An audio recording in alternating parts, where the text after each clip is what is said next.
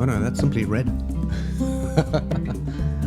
uh, hello and welcome to episode 11 of the Barely Normal podcast.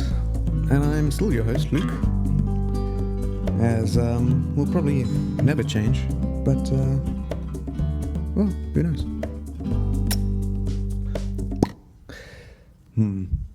I've been thinking about. Well, I remember there was something I needed to actually ask you at the end of the last episode, but it's clearly just dropped out of my mind. I'll remember it later if it's important. But yeah, I've been thinking about when we were wild as a species, and it's kind of bizarre that I don't think there are any books, even with the title. It seems like quite a nice title, When We Were Wild. Well, I suppose that would be blasphemous as well. So maybe that's why there isn't.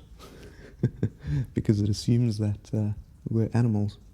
But then again, that would mean that most of biology and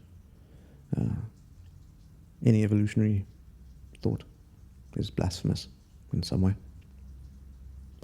Trying to make everybody happy is apparently a recipe for not making anybody happy. So I suppose... Yeah, but the thought is, when we were wild, I often wonder, we often have this idea that, back in the day, in the Paleolithic era, in the Stone Age, we were ripped and fit and healthy, but yeah, sure, we died young, and people try and eat the paleo diet because they think that's what we've adapted to eat. Very possibly, but I think it's very probable, judging by how many people there actually were, and there weren't that many. There was even a genetic bottleneck, which is a nice euphemism for there weren't many people at one point. And I think it was about 6,000 years ago, or 2,000 years ago, and I think there were. Okay, I'm not gonna give a number, but it wasn't a very large number of people left. And then there was a massive explosion of travel, I do believe. And we spread with our limited genetic resources. Very interesting. Anyway, but what if we are still wild? What if we've kind of been domesticated in the way that we domesticate animals, where researchers have found that we've lost about a lemon-sized amount of brain volume. But that doesn't necessarily mean that we are any less able.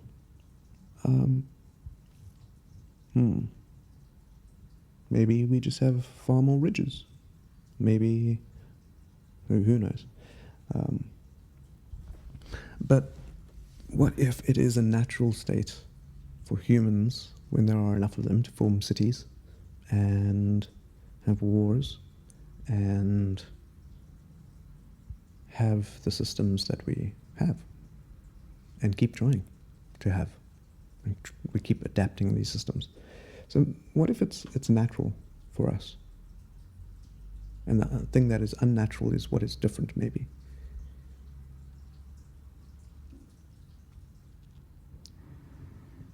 I suppose we, as a species, we're very good at getting our foot in the door with things. Once we have an edge up. Ooh, I'm bleeding. I wonder how that happened. That's unexpected. Anyway. But if we are wild, then how much did we luck out? Because then, think of it. Here we are, boom. We've been around a few decades, individually. But as a species, we've been building on building on building. And now we're here. We are here. And we have indoor plumbing and electricity and podcasts and the internet. And there are some people in the world who are still literally living in the Stone Age. I believe the Sentinelese of Sentinel Island, just in the... Where is that? It's just off India, I do believe. How wild must that be? Wild. It's in our language. But what if we are still wild? And this idea of wildness, or that we just don't. What if our culture has just changed so much compared to how other animals interact that we don't see the connection between ourselves and them anymore? I suppose it is a bit of an echo chamber where we don't spend much time with animals. Definitely not our food.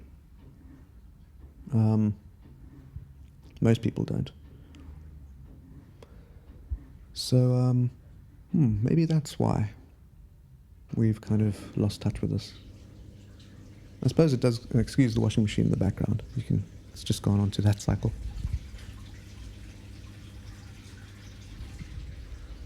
But if you do hear a toilet flushing, that's purely incidental. But yeah, it's interesting that we assume that life was better back then. People often look at the good old days, but they're just looking at when they were on top, Like they still reap the rewards of generations of people who worked hard or were slaves or were animals, have been, used animals for all the hard work. So, life seems to be an adaptive process built on adaptive processes, which totally seems like it, even at a genetic point of view. Like, for instance, we used to be able to, as a species, create our own vitamin C. Now, nobody died of scurvy when that was a thing, but then they think that we, as a species, tended to live in zones where there were more fruit, and so we didn't need that infrastructure anymore, which kind of broke down over time. So some genes got spread, others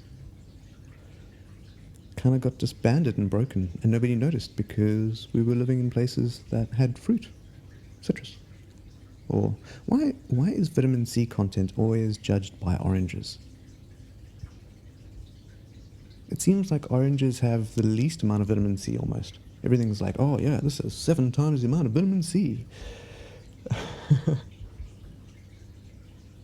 I saw somebody on a TV program the other day eating a red pepper, kind of as a fruit. They were just standing there happily munching away on this red pepper. It was so unexpected and bizarre. Yeah. So, I suppose as well, this is all a rambling thing, so everything's as well. But if the stories that we tell ourselves are kind of retroactive anyway, because we don't know what's going to happen. So we just see what happens, and then we kind of look very quickly to see why it happened, and then we make up our minds. Oh yeah, that happened. But when things take a long time to happen, well, then more subtlety creeps in. Or the more you think about something, the more reasons you find. And and then if you write it down, and people listen to it, and they like it, you become people like Malcolm Gladwell. I kind of like that you can still find novelty in subtlety. That if you spend 7 years of your life, you could probably get a PhD, or a decade of your life.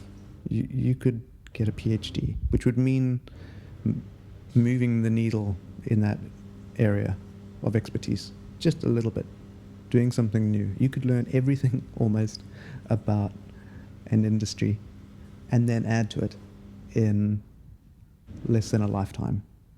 You could do that with several things in a lifetime now, which is amazing. Yeah. We can build as many things as we want. Nothing stops us from building things or making podcasts and yet we consume a lot. We consume much more than we make. Anyway, I hope you have a wonderful day. And thanks for listening to my rambling. And let me know what you think. And, yeah. Yes. Okay, if anybody listening by any chance has a preferably